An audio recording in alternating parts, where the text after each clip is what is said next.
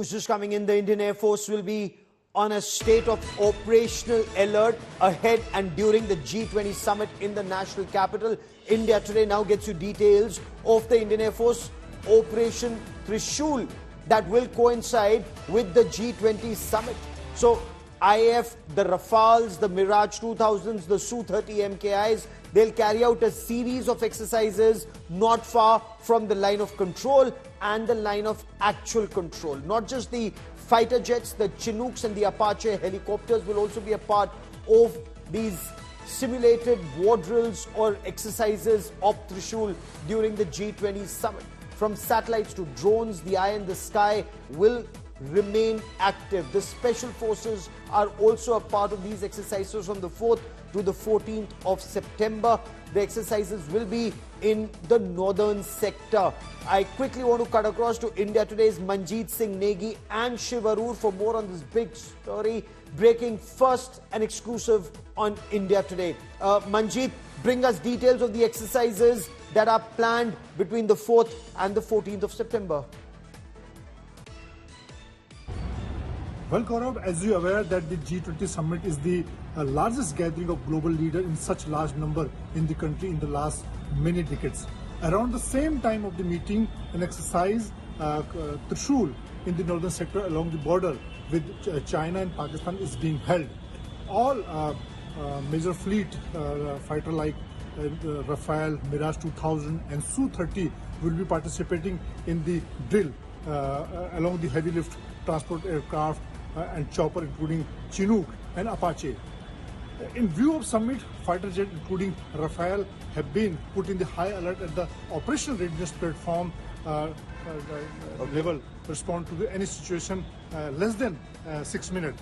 And the Air Force has also activated the air bases in and around the national capital Delhi, including Hindon Air Base and also Ambala, Bhatinda, Adampur and Sirsa.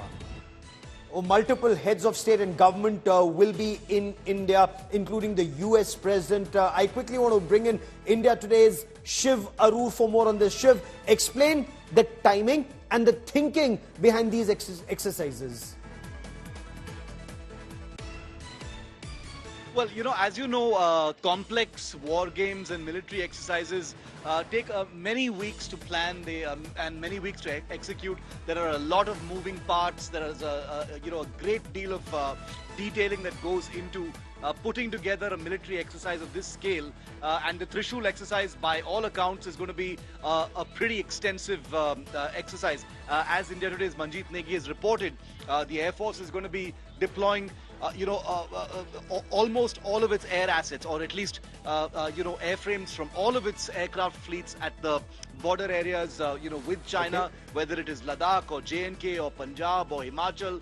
It's going to be a big exercise, but let's never forget that there is a great deal of messaging also that happens. The G20 also isn't something that was decided just a few weeks ago. It's been a long time in the planning phase as well.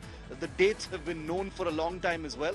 So the Indian Air Force deciding to put up this offensive combat war game, military drill, whatever you want to call it, at a time when all these countries are going to be in India. There's still suspense over Xi Jinping's attendance, despite what Reuters and others are reporting. There's no official confirmation, but assuming that even if he doesn't come, the fact is the psychological effect of a vast military exercise on the China border at a time when the India-China standoff continues to be the largest military standoff in the world at this point of time, sends out a huge message as far as a country that will do what it takes to defend itself against an unpredictable and an unsavory neighbor that continues to have territorial ambitions. This is a country, remember, that literally all other, many members of the G20 have problems with, whether it is, whether it is the United States, whether it is Canada, whether it is the United Kingdom. All of these countries have their own individual issues with China, but it is India that is fighting China face to face, diplomatically, and of course militarily as well. So this exercise, Trishul, by the Indian Air Force is one element of a game that India, in my opinion, has been late to come to, but is obviously playing it really, really well and playing it in a hard-nosed fashion. Playing mind games, psychological operations, power projection, showing what the Indian Air Force is capable of, choosing to do it using air power, which the Indian Air Force and the Indian government know, India enjoys a huge advantage on, especially in eastern Ladakh. So all of these factors go into, the subtle and overt interplay between two countries that could very well be at war. Thankfully, that's a remote prospect. But this war game certainly goes a great distance in telling both China and the world that India is not just any other country. Oh, absolutely. And as the Air Force says, the more you swear in peace, the less you bleed at war. Very clearly, this is Chanakya Niti versus Sun Tzu's teachings. Now, China's so-called new standard map. The new standard map of 2023 that shows parts of Ladakh and Arunachal Pradesh as Chinese territory. It sparked off an angry war of words between the opposition Congress and the ruling BJP at the center. The Chinese map, seen as part of Chinese psychological warfare, also shows Taiwan and the 9-line areas as Chinese territory, sparking off angry protests even in Taiwan, Indonesia, Nepal, for example. Now, in India, Rahul Gandhi has accused the Narendra Modi government of being economical with the truth on China, and the BJP has hit back accusing Rahul Gandhi and the Congress of being pro-China.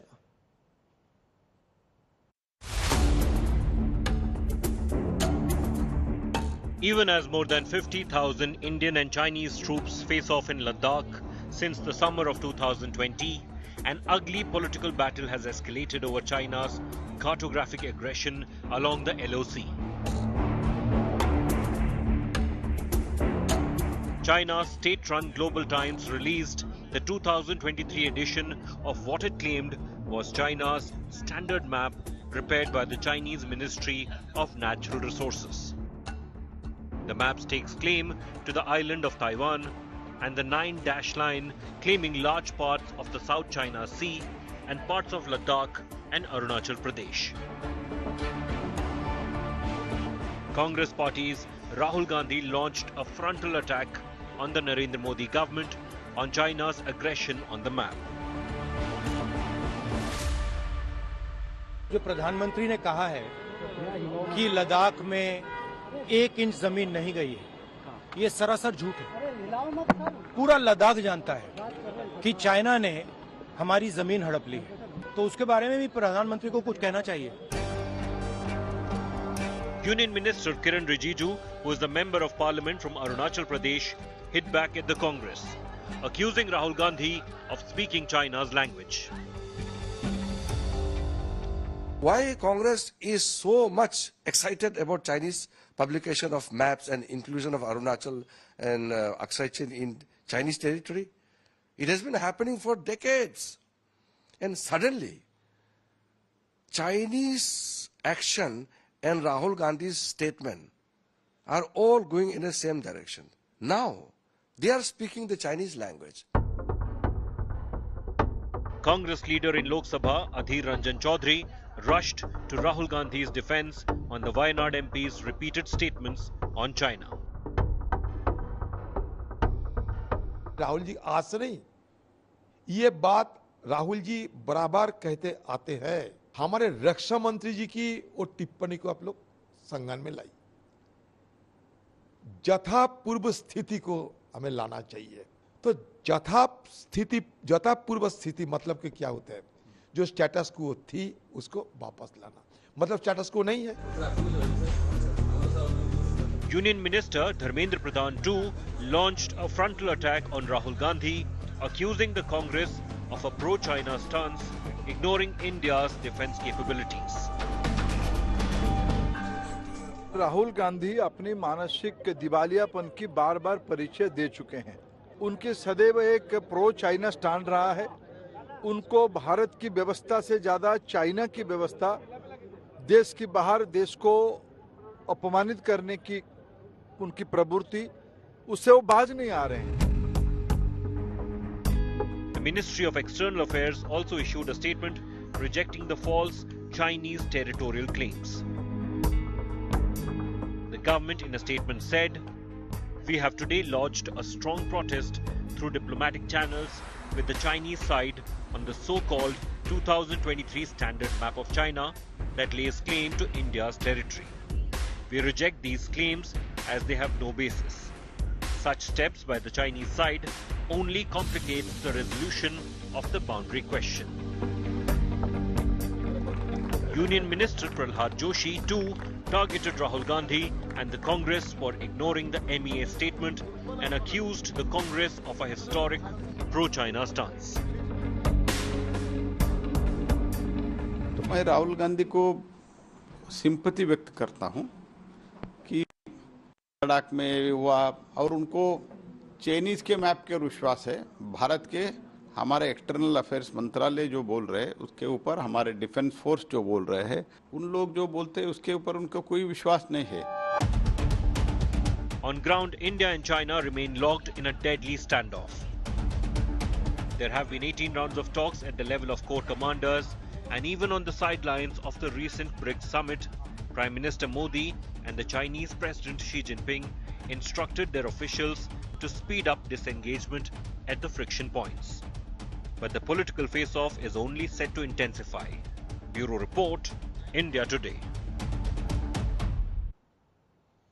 Joining me with the latest on India First is Adil Singh Boparai, leader and spokesperson of the Congress. Lieutenant General Sanjay Kulkarni is former Chief of Staff of Ladakh Corps, and Sushant Sareen is a senior fellow at the Observer Research Foundation. Adil Singh Boparai, respond to what the three union ministers are saying, accusing Rahul Gandhi and the Congress of speaking China's language. Well, first and foremost, Gaurav, at the outset, the Congress party condemns China's belligerence and their repeated attempts which constitute an assault on our sovereignty.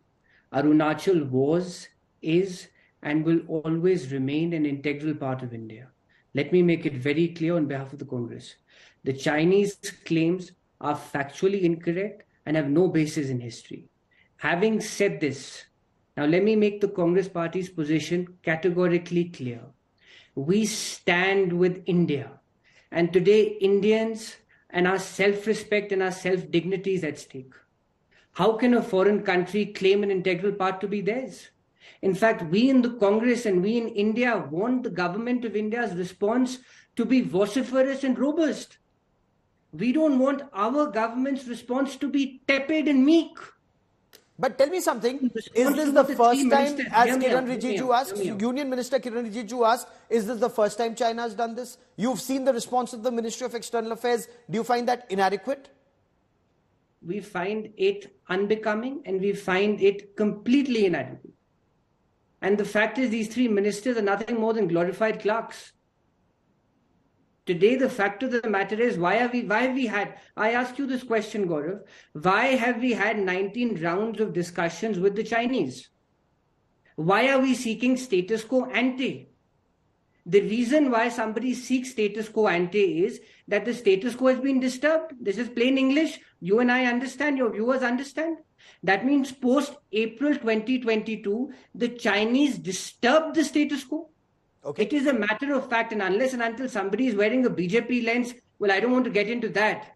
But any objective person will agree that the Chinese have made multiple incursions along the LAC. Let me get Sushant Sareen to respond to this. There are some BJP sympathizers. Let's keep this one. Let's take this step by step. You've made a point. Sushant Sareen, is there merit? Is there merit? We had 19 rounds of talks. Okay, so you've made that point.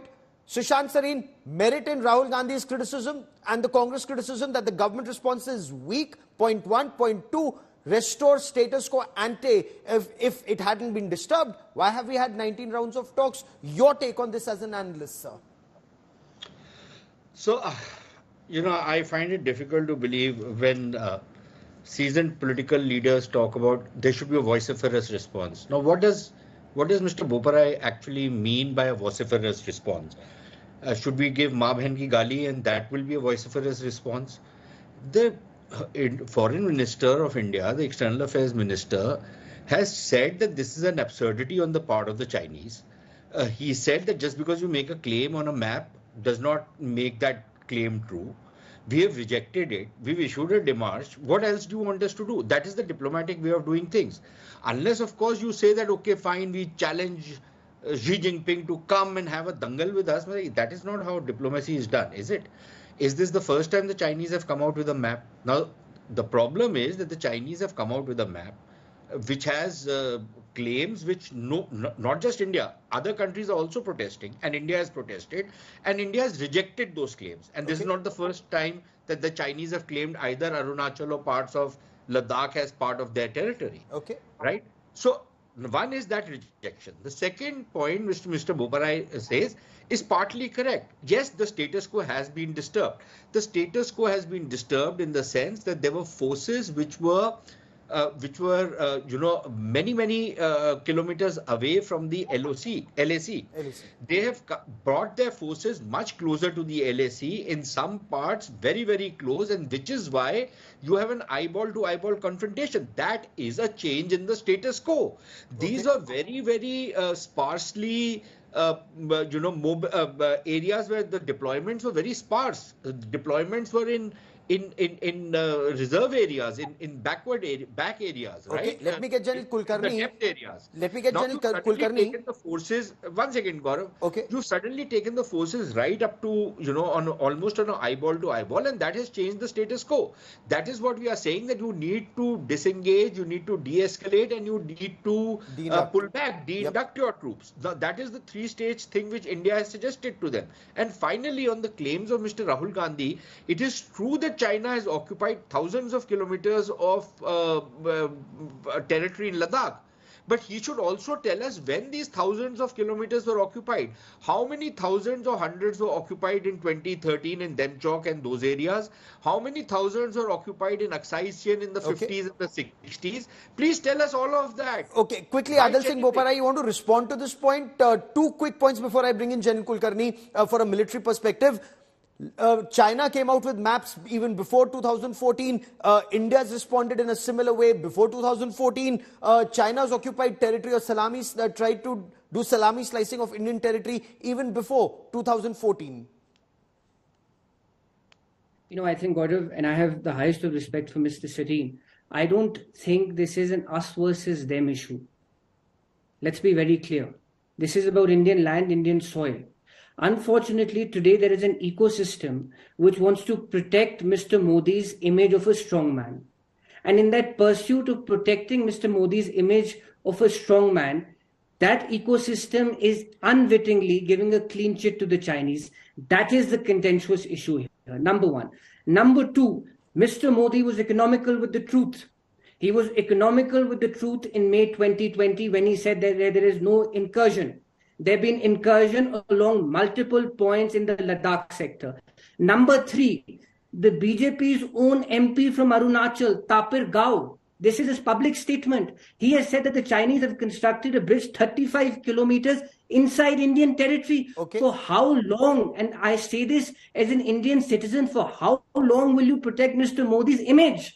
Okay. Let's at least protect this country's sovereignty. That is more important. Let me get General Kulkarni to respond. You've raised very specific charges. General Kulkarni, you know the lay of the land better than anybody on this panel. And I want you to tell us what the truth is. Has India given a clean chit to China, or has the Prime Minister given a clean chit to China?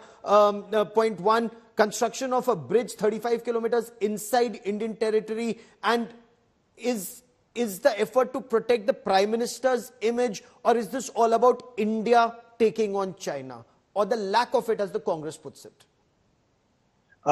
Thank you, Gaurav. At the very outset, I must tell you, probably the perceptions people have not understood. Even that member of parliament from BJP is absolutely wrong. First and foremost, the bridge that has been constructed 35 kilometers inside Indian territory, what he claims, is definitely inside a 40,000 square kilometers that is under Chinese occupation is ours. And therefore, that 35 kilometer, that bridge that he's talking about is in the general area of Pengangsu and beyond, which is under the Chinese occupation. The same member of parliament had also stated that there was a village that had come up in Arunachal at a place called, Longju. And that area which they're talking about, he's absolutely right. Nobody is right and nobody is wrong. Why? That village has been there since 1959. We lost that area in 1959. Now, if the member of parliament or the BJP or whichever party that he belongs to says that the Chinese have constructed a village, it's incorrect. And right also, right? Because yes, the territory belongs to us, but the territory is under Chinese occupation since 1959. Okay. Similarly, it happens in Pangang. So it is this kind of a thing.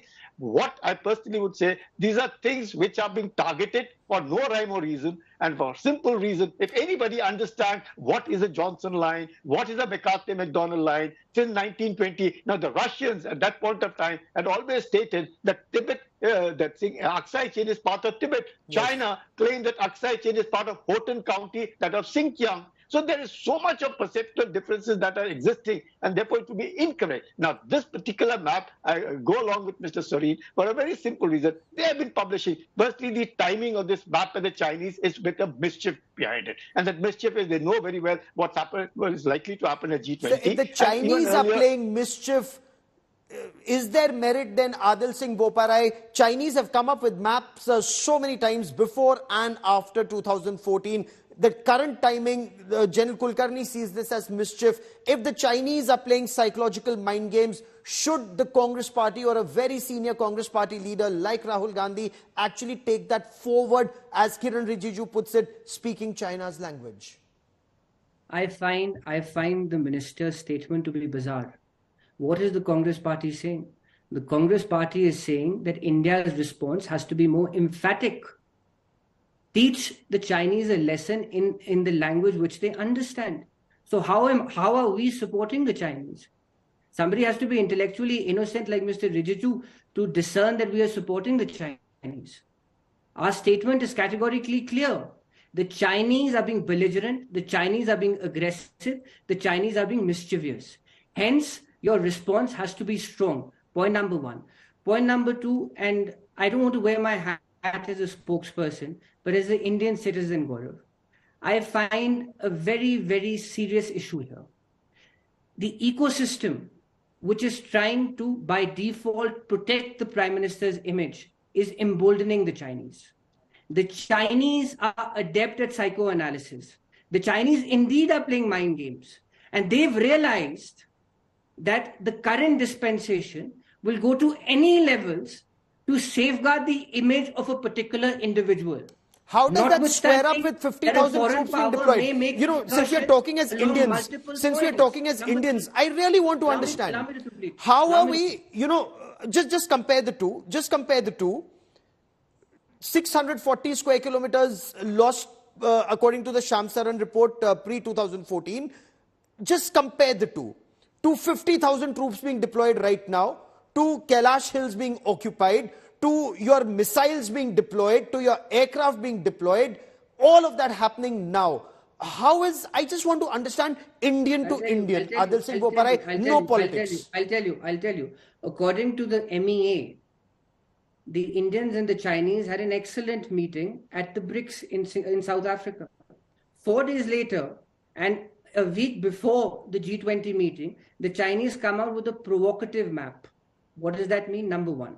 Number two, we lost 20 of our brave hearts. We lost 20 of our brave hearts to Chinese mischief, to Chinese aggression, to Chinese provocative measures. And the Prime Minister says that there's been no incursion. If there was no incursion, how did we lose our brave hearts? Obviously, the Chinese entered into our territory. Okay. Sushant Sareen, you want to respond to that? That's the problem. Both the aspects of that BRICS pull aside. By supporting something which is so right in your face. Okay. Sushant Sareen. And the BJP, I will go by what the BJP MP had said. That is his constituency in Arunachal Pradesh. Okay. I'm sure he knows the constituency better than me and Mr. Sareen put together. Okay. Sushant Sareen. I wish Mr. Boparai would show similar faith in BJP MPs in other parts of the country, but let's come back to the substantive points which he has raised, questions which he's raised. Number one, I think he's misrepresenting when he says that the Ministry of External Affairs statement after the BRICS meeting was that it was an excellent meeting. I don't think that is the way the Ministry of External Affairs explained that meeting. The diplomatic language which they used is very, very clear to people who understand diplomatics. They said it was a very candid and frank meeting in which they discussed various issues. That is where they left it, right? There was nothing more. There was no use of the word excellent meeting as Mr. Boparai is suggesting. Secondly, I think it would be very helpful if Mr. Boparai was to specify what exactly he means by strong action. Does he mean that India should declare war right now? Does he mean that India should take military operations against the Chinese right now? I think he needs to define what he means by a strong response. Number three, and frankly, Gaurav, I think that the response has been fairly strong given the kind of circumstances which exist in not just Ladakh but also in Arunachal. And number three, on this whole issue, you keep repeating the same thing over and over and over again. You take a statement of the Prime Minister. He was very specifically talking about the clash which happened in Galwan. And it is very clear to anybody who has studied what has happened, there are satellite imagery and everything, that the Chinese tried to intrude. They were expelled. We did lose 20 of our soldiers, but the Chinese were not able to occupy anything. Now, I don't know what exactly Mr. Bopara is talking about. The Prime Minister's statement was very clear. It was on a specific charge of Galwan. Okay. He was not talking about the other areas. There are other areas where the Chinese have come to positions where they've obstructed Indian patrols from going into areas where normally Indian patrols used to go to. And personally speaking, I have a big problem with this whole concept of buffer zones. Absolutely. What does buffer zone mean when when I claim a certain territory to be mine? I don't believe in this buffer zone concept. But then the buffer zone also holds true for the Chinese. Even they can't patrol in areas which they claim to be their territory. So it's not a satisfactory solution according to me, but it is what it is.